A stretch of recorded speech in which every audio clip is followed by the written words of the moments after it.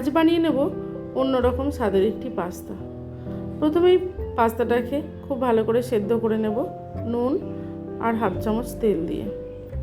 এবার প্যানের মধ্যে খানিকটা সাদা তেল বসিয়ে 2 টুকরো করা টমেটোগুলো প্যানের মধ্যে দিয়ে দেব।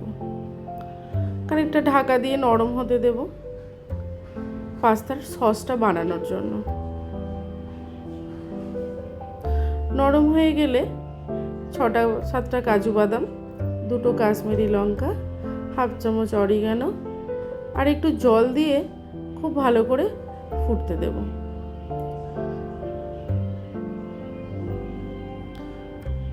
টমেটোটা নরম হয়ে গেলে উপর থেকে খোলাটা ফেলে দেব। দিয়ে দেব কয়েকটা পনিরের টুকরো। এই সমস্তগুলো ভালো করে ঠান্ডা করে একটা মিহি পেস্ট বানিয়ে নেব।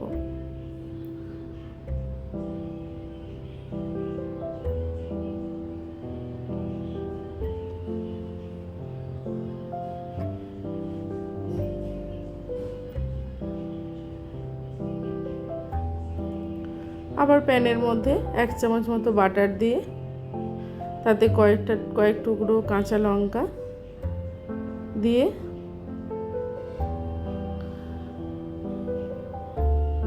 হলুদ ক্যাপসিকাম, সবুজ ক্যাপসিকাম ও আগে থেকে সেদ্ধ করা সুইট কর্ন দিয়ে খুব ভালো করে সটে করব। ঢাকা দিয়ে অল্প ফ্লেমে সটে করতে হবে যেন পুড়ে না যায়।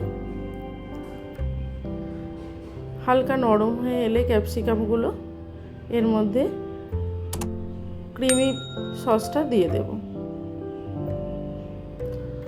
ক্যাপসিকামের সঙ্গে এই সসটা খুব ভালো করে ফুটিয়ে দিয়ে দেব আগে থেকে সিদ্ধ করে রাখা পাস্তাটা।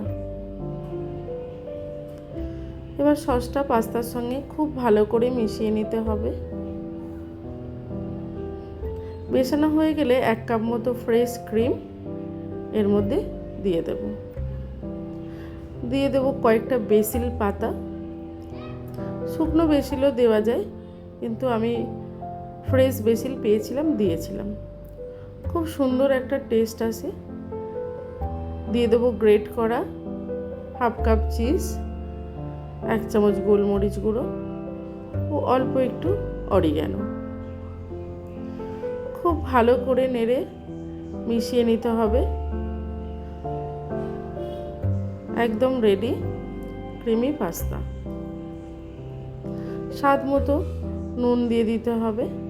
যেহেতু বাটারে নুন আছে, চিজে নুন আছে, তাই নুনটা দেখে শুনে টেস্ট করে দিতে হবে।